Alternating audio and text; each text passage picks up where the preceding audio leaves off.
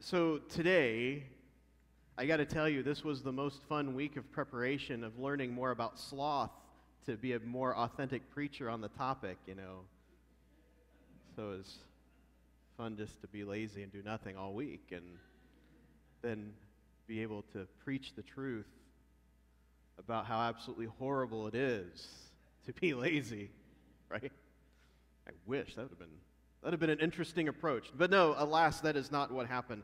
As what normally happens, there's lots of living to do during the week. There's lots of responsibilities. There's lots of work that needs to be done, lots of things. And as I approach this topic today, I just don't understand, because we don't talk that way anymore in terms of these vocabulary words from the 7 deadly sins, most especially sloth. When was the last time you called someone a sloth? I mean, I guess if your family watches a lot of Discovery Channel, it might happen, but so what does it mean to be a sloth? So I began to think about how I could share this with you as I journey through this week, trying to learn more about it. And I think there's a lot of fear in sloth, meaning from people who maybe aren't sloths, afraid of being around them. Well, it's probably better if I just show you. So that's a humorous way to kind of get into the topic. Now, if we talk about sloths as slow, well, we're not really worried about sin at that point. We can't really see how that's a sin. That's just some people faster than others, and that's okay. But maybe there's another way we can look at this. There was, for those of us who grew up in the 80s, we knew exactly what kind of Smurf it was by what they were doing. We knew exactly who they were by their name. Their name encapsulated their very identity. Hefty Smurf was strong. Vanity Smurf was vain. They always tried to get him to do his job, always tried to get him to work, but he always found a way to fall asleep and avoid work at all costs because he'd rather be taking a nap. So that kind of fits in with that sloth, aspect of sloth, like Mark shared with us today, sleeping over 17 hours a day. So that fits with lazy Smurf. So is the danger in sloth as a sin, is it that we're lazy and don't do anything? Well, that seems to be a little closer to the mark. That seems to be a little more what we've been talking about in sin and deadly sins and all that. But there's still too much of a notion that, we believe that we're not saved by our actions. We can't earn our salvation. So works shouldn't be something that if we don't do enough of them that we're penalized either. So there's still a disconnect there. It's something that we have to kind of think about. Now, this is something that's been kind of coming to us since before the Middle Ages. Here's a painting by Hieronymus Bosch in the 1400s. He died in 1516, as the painting says. And this is kind of a painting on a wheel that he did of the 7 deadly sins, and this is the one of sloth. And so it's a rich guy who's in his comfy chair with his comfy pillow, with his comfy, it looks like a possum, but I'm guessing it's a cat, I'm not sure. By his feet, he's got a fire in front of him, and it's nice and warm, and he's comfy, and he's asleep. And there's a nun there who's got a Bible and a rosary symbolizing the daily offices of the faith. And she's trying to invite him to engage into practicing the faith, and he can't be bothered because he is comfortable. He doesn't care.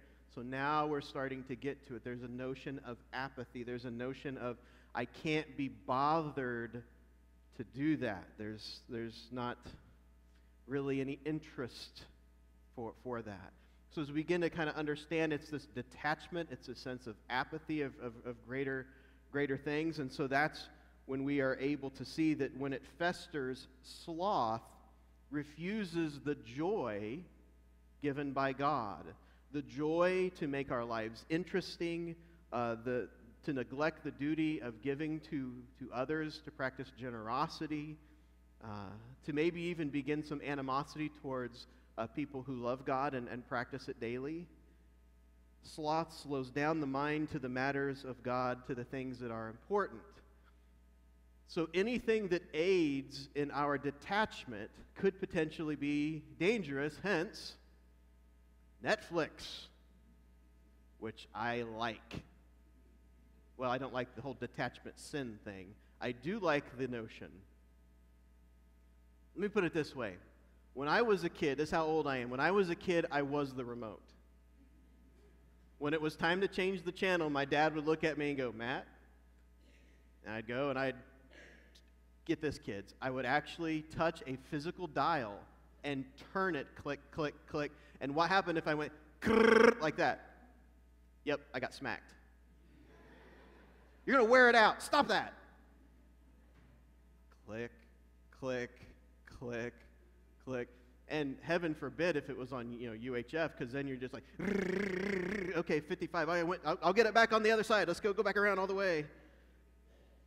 So Netflix, not only do you not have to change the channel to kind of bounce around from show to show, you don't have to watch commercials, which I know those of you who are up on your Netflix know that they're considering changing that right now. And they're going to make their own commercials so that you can see what other shows that you might like so that they can suck you in even deeper. So that actually fits what we're talking about today even more. Now, Netflix started in 1997, and you might know this because they started as a subscription service where you could send away for specific movies or TV episodes, and they arrived to your home in this very tattered, nasty-looking envelope, and the discs were inside. They eventually had to get away from that because of those of you who were like me and you'd finally been waiting to see this movie, and it came in the mail, and you were so excited. You're like, Netflix and pizza night, woo! And then you put it in the DVD player, and it was so scratched up from everybody else probably using it as a Frisbee in their houses, it didn't play in yours. And if you had kids that were excited about those movies, it was a horrible ordeal to get through. I thought we were watching this movie tonight. No, I guess it's PBS. I guess this is what we're going to be watching tonight. But Netflix made it possible then later on when they started investing in content of their own. They started going and saving shows that had been canceled on network and cable stations. Like, I don't know if you ever watched Longmire. Longmire was about the sheriff that was broken from the death of his wife, and he kind of went through and tried to deal with all of his pain and everything as a good kind of Western cop show. And they just, without resolving any of the conflicts, AMC just canceled it. Well, so all the fans went nuts and said, hey, don't do that, don't do that. And Netflix caught wind of it, and people started writing Netflix, and so they bought the rights to the show, and they got some writers, and they wrote kind of an ending. I don't know if they added one or maybe even 2 seasons, and then they ended the show that way. So there was a complete ending to the show, and we don't like unresolved conflict as human beings, especially in our television. I mean, do you remember those olden days when you would watch what? The season finale, also called what? A cliffhanger. Yes. The cliffhanger episode, notorious for building anxiety yet not resolving it. And if it was the season finale, then you had to wait almost a year before you could come back around to find out what was going on in your favorite show. How pathetic are we, right? and then, yeah, who shot JR? Yeah. And then now that you can binge watch, once that season's finale is gone, you can go, oh my gosh, I wonder what's happening. Okay, 5-minute bathroom break and we'll find out. And that's the extent of our waiting. And then what I've noticed is something that we might not have picked up on because we were so happy to find out what happened, is very rarely did the writers ever have anything complicated. It was like, here's the season premiere. How are they going to get out of that prison cell? The jailer forgot to lock the door, and they just walked right out. Oh my gosh, I can't believe it. That's how they ended it. That's how we're beginning the new season. But when you're binging it, you're like, what? That's crazy. Why are they doing that? Binge watching actually in the year 2013 came in second for the newest entry into the Oxford Dictionary. Binge watching, which is, let me double check, I got to get it right. It is the practice of watching multiple TV episodes in a string in a series. It was runner-up that year. You know what the first word was that they put in? Selfie. So the idea of binge watching isn't in and of itself that bad. For folks who are really busy and don't have a lot of time every night to sit down and watch TV or whatever, and they maybe have shorter windows, but maybe have a couple of hours, if there's did you know that there's more than 15 minutes in a 1 hour of network programming? So when you watch that favorite show on Netflix, you're only watching 45 minutes worth of TV. So you can justify, well, if I add just one more, I took a shower this afternoon. I won't have to clean up before I go into work in the morning. I can watch one more. You start making those Netflix negotiations. Coming back to the important stuff, where this plays out, I know, tangent, shiny object. Where this plays out for us is that there used to be a sense of community with TV watching, right? I can remember Seinfeld when I was much younger. Oh my gosh, everybody's talking about Seinfeld and what happened on that episode. Or when I was in college, Friends, that old TV show Friends, and Ross and Rachel and what's going on. And there was this sense of everyone talking about what's going on, and that was a bonding kind of thing. Not to say that you don't do that with friends today and sending text messages while watching a TV show and saying, hey, have you watched this? This is really good. I think you might like this, and enjoying it. But it disconnects. It pulls us into a digital world that is not real. It is great entertainment, and it is very convenient. It's very enjoyable. But if pushed too far, the point where you're not connecting with other people, that's when it becomes dangerous. And so that's our symbol for sloth, in that it's that apathy of not caring about other things, because just getting to that next episode becomes more important than the other responsibilities that we have. So as we think about what's important and how we process through sloth, it's really this notion of I don't care. It's really this sense that's nurtured within our culture that says, what I want is more important than what you want. And at some point, I will just come to the realization that I really don't care. I don't care about your needs. I don't care about your wants. I don't care about the person down the street.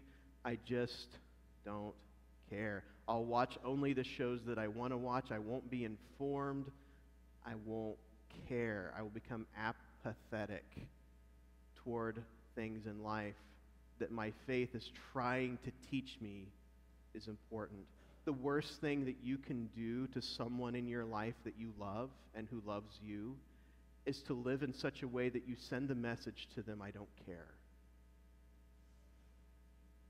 Apathy is the enemy of what is good. The quickest way to hurt someone isn't to do something harmful, ironically enough. It is to send the message or even say the biting words, I don't care. You don't matter enough for me to even be angry at. I don't care. And that's where we begin to see the danger of this as one of the deadly sins. And yes, like all the others we've talked about up to this point, it too connects with pride to say, you're just not that important. I'm pretty important. I have things that are special to me. You're not one of them. I just don't care. That is the deadly sin of sloth. That attitude, that inward-focused selfishness, that destroyer of relationships.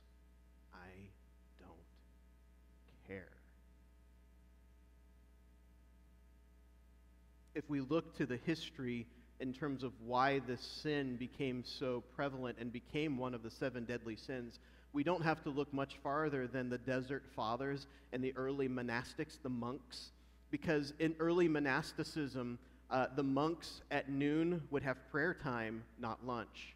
They would not eat their midday meal until 3. So if you've been up since 4, and at noon you're not eating lunch, your outlook on life might just be a little jaded, right? Getting a little hungry. You're supposed to just sit there and pray. What kind of thoughts, if you're that monk, might you be having? Oh my gosh, why are we doing this again? We just prayed this yesterday. Do you think God forgot it? Why are we saying this again? Why do we have to go through this time and time again? Oh my gosh, more silence. We're just all going to hear my stomach here in just a second. That's what we're going to hear. We lift them to the Lord. That's what's going to happen. And so that became the noonday demon. I'm serious. In the Middle Ages, the noonday demon was a thing. And it was that sense of hunger that made you not care about your spiritual exercises that you were supposed to be doing at noon. And like the church always does, instead of taking a step back and going, well, maybe we should go ahead and have lunch at noon. That might solve the problem. No, it's you're sinning because you can't keep yourself straight and narrow and stay connected to your prayerful duties. Now, eventually, we changed and started having lunch at noon, right? And in England, then they started having tea at 3. So it was snack time, so we got around that. But that's where it came from. It was this notion that their kind of induced suffering created this sense of inward focus to the point they didn't even care about their duties as monks, and they started kind of sloughing off and falling asleep and not paying attention, and so the church got angry and called it a sin, and that's, the rest of the story. But the bottom line is that faith requires an active response. Listen to that. Faith requires an active response. You can't be a person of faith and be sedentary. And I don't mean that, if you have trouble kind of getting up and moving around, that if you can't do that, then you're a sinner. I don't mean that at all. What I mean is, if you are not practicing your faith, if you are not actively reading your scriptures, and you are caring about other people, and you are working towards being a better Christian today than you were yesterday, then you are falling dangerously close into the sin of sloth, of not caring enough to make the extra effort in your own life and in the lives of others. This sense of apathy, you're no longer compassionate to the poor. You can't consider the outstretched arm of someone in need as an opportunity for you to connect to God. It becomes this, I don't care, I don't know, whatever. And as we think about the horror stories that we've heard about how beggars in large cities are just scam artists and how they'll just take your money and too bad, so sad, and they make more money than you by scamming people and so on and so forth. And sadly, yes, there are people in this world that do that. But we were taught a long time ago by Mother Teresa about how the Christian is supposed to respond in those cases. Obviously, if you know for a fact the person in front of you is a scam artist, no, you don't need to give them money. But if you don't know, what's the condition of your soul if you're covered in bitterness and apathy and say you might be a scam artist? Mother Teresa would say, yes, there are scam artist beggars on the street. Give anyway. Why? Won't that waste my money? But your soul's clean. You've not delved into the bitterness of trying to figure out that person's story without engaging in conversation with them. That's sloth. I don't care. I might be inconvenienced. I might waste my money. No. That's not your concern. Your concern is to be engaged in the daily living of your Christian faith and doing your best to do what Jesus would do. That's so hard, but it's so important. Those earthly desert fathers preferred not to call sloth laziness. They called it excessive self-pity. The sin isn't in enjoying an afternoon in a hammock. The sin is not taking the afternoon off and hitting the golf course or the lake and throwing a line in the water. That is not sin, that's recreation, and that's Sabbath. That's actually good. And by golly, folks, Jesus took naps, so you can too. Enjoy it. You've earned it. Where it becomes problematic is when we begin to turn our energies inward and we go, woe is me, and we have a pity party, and that begins the downward spiral of giving us our Smurf name, to the point where our identity becomes this outlook on life that is so inwardly focused and so selfish that we don't lift a finger to communicate, to love, to connect, or to share. And that is where it begins to just drain the joy out of our lives. The opposite of sloth is joy. Is it any coincidence then that Scripture teaches us that the joy of the Lord is my strength?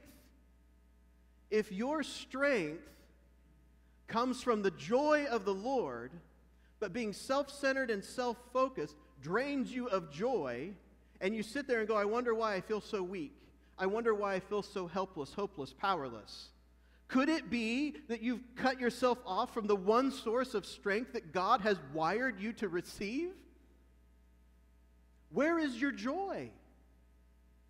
How are you connecting to the distribution network that God has for joy? How does God bring joy into your life? Nature? Ever heard a little child giggle? Maybe even ending in a cute little snort?